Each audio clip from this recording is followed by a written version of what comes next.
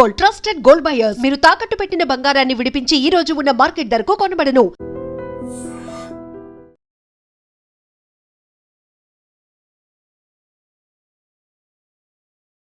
Welcome to I Dream. 2025 December summary.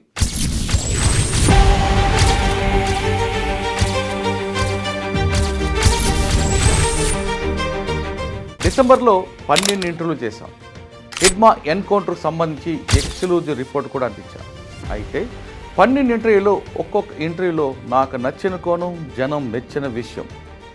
దాదాపు 20 సంవత్సరాల పైగా అడవుల్లో ఉండి జనజీవన స్రవంతులో కలిసిన ఆజాద్ అలియాస్ కొమ్మూరి సాంబయ్య ఇంటర్వ్యూ. ఆయన ఇంటర్వ్యూలో అప్పట్లో ఎందుకు వెళ్ళారు, ఇప్పుడు ఎందుకు వచ్చారు అనే విషయంతో పాటు పార్టీ ప్రజలకు దూరం అవ్వడానికి నిజాన్ని నిర్భయంగా చెప్పారు. హిడ్మా చనిపోయిన తర్వాత పార్టీకి నష్టం జరిగిందా, లేదు పార్టీ హిడ్మా లేకపోయినా మరోసారి పార్టీ కోలుకుంటారు? ఆ మేరకు నష్టం జరుగుద్ది. ఇప్పుడు ఆయన లేని అట్లాంటి పరిస్థితి. మరో ఇంటర్వ్యూలో ఒకప్పుడు ప్రజలు కావాలనుకునే పీపుల్స్ ఫార్ పార్టీని ప్రజలు ఎందుకు దూరం పెట్టారనే విషయాన్ని బి ప్రకాష్ గారు విశ్లేషణలో చాలా క్లియర్గా చెప్పారు. డెఫినెట్గా చరిత్రలో వాళ్ళు చేసినవి రికార్డ్ అవుతాయి, రక్తాక్షరాలతో రికార్డ్ అవుతాయి, అది ఎక్కడ పోదు. కానీ రాజ్యాధికారం, అల్టిమేట్గా రాజ్యాధికారం దిశలో ఆ రోడ్ మ్యాప్ రూపొందించుకోవడంలో ఎత్తుగడలలో ఫెయిల్ అయ్యారు. కంటికి కనిపించరు, కర్ర కూడా వాడకుండా కోట్లాది రూపాయలు దోచుకుంటున్న సైబర్ క్రిమినల్స్ బారిన మనం పడకుండా ఉండాలంటే ఏం చేయాలనే విషయాన్ని cyber crime inspector Satish Reddy చాలా చక్కగా వివరించారు. క్రైమ్స్ కూడా పెరిగాయి. అప్పుడు వచ్చేసి ఎక్కువ శాతం మనకు ఓటీపీ ఫ్రాడ్స్ ఉండేవి. అప్పుడు యూపీఐ స్కానింగ్ ద్వారా ట్రాన్స్ఫర్ జరిగేది. ఒక యాప్ పంపిస్తాను, యాప్ ఇన్స్టాల్ చేసుకోండి, యాప్ ద్వారానే జరిగిపోతుంది అని చెప్తున్నాను. ఒకప్పుడు పెద్దాపురం అనగానే ఆ విషయం గుర్తుకొచ్చింది.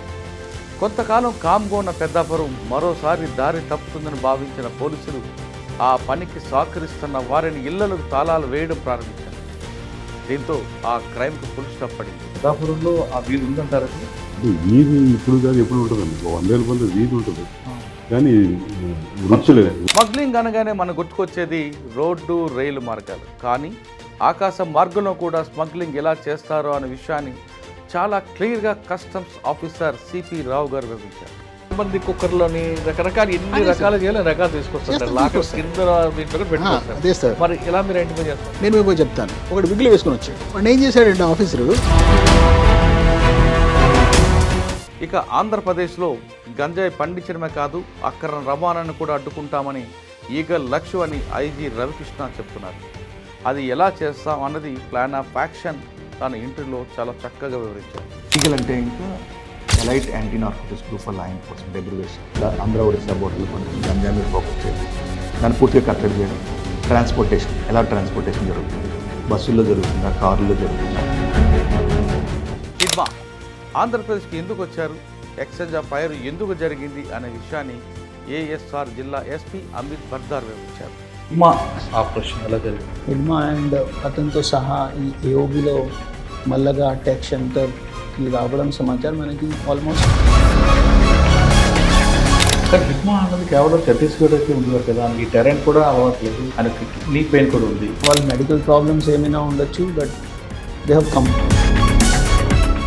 ఆఫ్లైన్లో ఎంత కేర్ఫుల్గా ఉంటామో ఆన్లైన్లో కూడా అలాగైనా ఉంటే సైబర్ క్రిమినల్స్ మన దరిదాపులోకి రారు అనే విషయాన్ని మాదాపూర్ డీసీపీ రితురాజ్ చెప్పారు. ఈ సైబర్ క్రిమినల్స్ ఎమోషన్స్ కి ఎక్స్‌ప్లాయిట్ చేసేస్తాడు. బస్తర్లో ఉన్న హిడ్మా తన కుటుంబంతో మారేడుమిల్లి వైపు రావడానికి అసలు కారణం వివరించారు రంపచోడవరం ఓఎస్డీ పంకజ్ మీనా. మాజీ మావోయిస్ట్ వచ్చి ఐడెంటిఫై చేసే వరకు బాడీని రివీల్ చేయాలి, కానీ వెంటనే మీకు ఎలా తెలిసింది హిడ్మా అని? See, we identified from our sources some photos,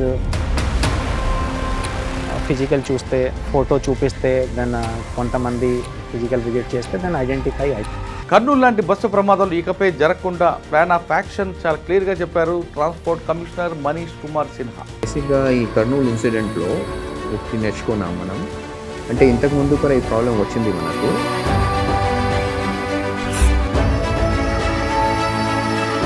Maoist party ప్రస్తుత నాయకుడు దేవ్జీ అలియాస్ తిప్పర్ తిరుపతి ఒకటే కాలేజీలో చదువుకున్నామని, అతడు అడవిలోకి వెళ్ళడానికి ప్రధాన కారణం ఏంటో అడ్వకేట్ వేణుగోపాల్ గారు వివరించారు.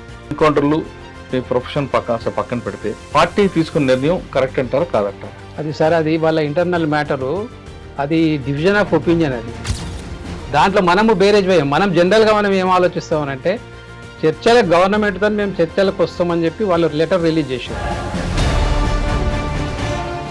దేశంలో తెలంగాణ జైలు శాఖ నంబర్ 1గా నిలవడానికి అసలు కారణం వివరించారు జైలు శాఖ మాజీ అధికారి మల్లారెడ్డి గారు. ఉద్యోగి తన పిల్లలను ఉన్నత స్థాయికి తీసుకువెళ్ళడానికి ప్రణాళికలు ఎలా చేసుకోవాలో వివరించారు మల్లారెడ్డి గారి భార్య సుశీల. వీళ్ళు కూడా ఎన్ని రకాలు ఉంటారు. కొంతమంది అనుకోకుండా వచ్చిన వాళ్ళు ఉంటారు, కొంతమంది ఫ్యామిలీ కేసెస్లో వచ్చిన వాళ్ళు ఉంటారు. తెలంగాణ వైపు నక్సల్స్ రాకపోవడానికి వివరించారు గతంలో కొత్తగూడెం ఓఎస్డీగా పనిచేసిన శోభన్ కుమార్. పండగకు వాళ్ళ టార్గెట్ని ఎలిమినేట్ చేసేవాళ్ళు. అక్కడే ఆర్కే మిస్ అయినాడు. ఆర్కే అక్కడనే మిస్ అయినాడు. టీం ఉంటాడు కూడా ఆర్కేలో మిస్ అయ్యాడు. అక్కడ ఉన్న ప్లేసెస్ మాకంటే వాళ్ళకే ఎక్కువ ఫీల్. ఇన్స్టాగ్రామ్లో, ఎఫ్బీలో, తర్వాత ఒక్కోసారి మనకి డైరెక్ట్గా ఎక్కువ రిటర్న్ వచ్చే ఒక ఆఫర్ పెడతాడు. అన్నీ కూడా ఒక మొత్తం ఆన్లైన్లో జరుగుతాయి. అంటే లైక్ ఇది 2025 డిసెంబర్లో జరిగిన ఇంటర్వ్యూ సమరీ. ఇక 2026లో కొత్త ఇంటర్వ్యూలతో మీ ముందుకు వస్తున్నాం. అంతవరకు సెలవు. నమస్కారం. Thank you very much.